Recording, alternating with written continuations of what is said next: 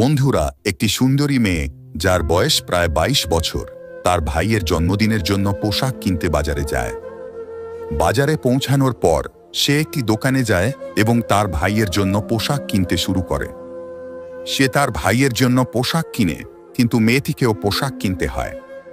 তারপর মেয়েটি দোকানদারকে বলে, আমি একটি ব্রা চাই।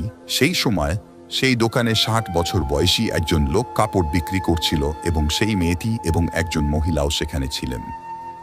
দোকানদার মেয়েটির কথা শুনে বলে, তুমি কোন সাইজ পরো? মেয়েটি বলে, তোমাকে জানতে হবে কোন সাইজ ভালো হবে।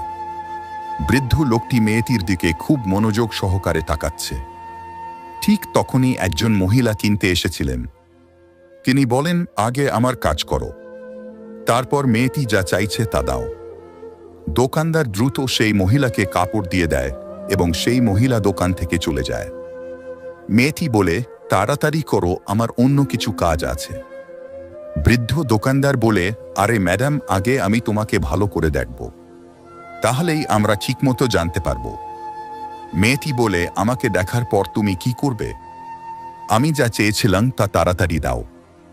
সেই সময় দোকানে কেবল তারা দুজনই ছিল। বৃদ্ধ লোকটি মেয়েটিকে অনেক ব্রা দেখাতে শুরু করে, কিন্তু মেয়েটির কোনো ব্রা পছন্দ হয়নি। মেয়েটি বলে, নতুন মডেলের কি নেই? দোকানদার বলে, আমার সাথে উপরে চলো। মেয়েটি বলে, আমি তোমার সাথে উপরে কেন আসব? তুমি আমাকে ঠিকমতো দেখাচ্ছ না যে আমি কি চাইছি। বৃদ্ধ দোকানদার আবার বলে, ওহো ম্যাডাম জি, উপরে আরেকটি দোকান আছে, সেখানে তুমি তোমার পছন্দের ব্রা খুঁজে পাবে। তোমার পছন্দেরটা নিয়ে যাও।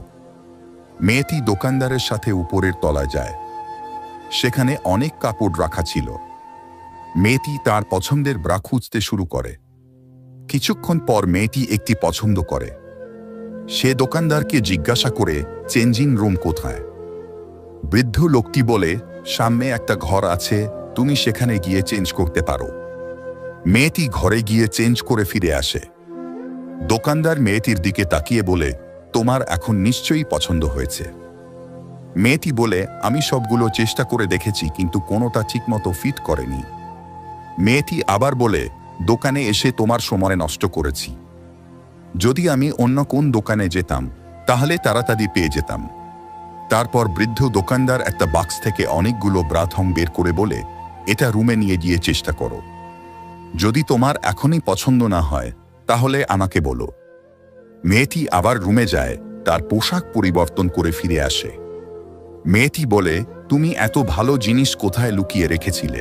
মেয়েটি আবার বলে, ঠিক আছে, বলো এর দাম কত হবে? বৃদ্ধ দোকানদার বলে, তুমি যত খুশি দিতে পারো। মেয়েটি বলে, আমি নিজে কিভাবে এটা দিতে পারি? তুমি দোকানদার, তুমি যে দামে দাও আমি তোমাকে দেব। বৃদ্ধ দোকানদার বলে, একদিন রাতে আমার সাথে ঘুমাতে এসো, আমি তোমাকে বিনামূল্যে দিচ্ছি। বৃদ্ধ দোকানদারের কথা শুনে মেয়েটি বলতে শুরু করে, তুমি কি ধরনের কথা বলছো? আমি তোমার সাথে এক টুকরো কাপড়ের জন্য ঘুমাতে আসব। আবার বৃদ্ধ দোকানদার বলে, ঠিক আছে, এটা তোমার ইচ্ছা, কিন্তু এই ব্রা এর দাম ১,০০০ রুপিয়া। বৃদ্ধ দোকানদারের কথা শুনে মেয়েটি হতবাক হয়ে যায়। সে বলে, আমি তো শুধু অস্বীকার করেছি, আর তুমি আমাকে বলছো ব্রাটির দাম ১,০০০। বৃদ্ধ দোকানদার বলে, এর দাম মাত্র ১,০০০। মেয়েটি বলে, ঠিক আছে, আমি এটা নিচ্ছি না, তুমি এটা তোমার কাছে রাখো। বৃদ্ধ দোকানদার বলে, এটা এখনই ফেরত দেওয়া হবে না, তুমি এটা ব্যবহার করেছ।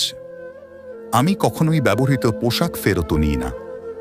তখন মেয়েটি রেগে যায় এবং বলে, তোমার স্ত্রীকে ফোন করো, আমি তার সাথে কথা বলতে চাই। বৃদ্ধ দোকানদার বলে, আমার স্ত্রী নেই, তাহলে তুমি কার সাথে কথা বলবে? অনেকক্ষণ ধরে সেখানে কথা চলতে থাকে। মেয়েটি বলে, ঠিক আছে, আমি এটা বিনামূল্যে নিচ্ছি, এই নাও আমার মোবাইল নম্বর নাও, যখনই তুমি ফোন করবে আমি আসব। বৃদ্ধ লোকটি হাসি মুখে বলতে শুরু করে, তোমার আমাকে আগেই বলা উচিত ছিল, হয়তো তুমি এখান থেকে তাড়াতাড়ি বাড়ি ফিরে যেতে। মেয়েটি দোকান থেকে সাথে সাথে তার বাড়িতে চলে যায়। যখন সে বাড়িতে পৌঁছায় তখন তার ভাই জিজ্ঞাসা করে, তুমি এত দেরি কেন করলে? মেয়েটি তার ভাইকে বলে, আরে তোমার জন্মদিনের জন্য আমার কিছু কিনতে হয়েছিল, আমি সেটা খুঁজে পাইনি, তাই দেরি করে ফেলেছি। পরের দিন মেয়েটির ভাইয়ের জন্মদিন। তারা খুব ধুমধাম করে জন্মদিন উদযাপন করছে। তারপর সেই বৃদ্ধ দোকানদার ফোন করে। মেয়েটি বলে, আজকের জন্য রেখে দাও, আজ আমি আমার ভাইয়ের জন্মদিন উদযাপন করছি, আমি আজ যেতে পারবো না।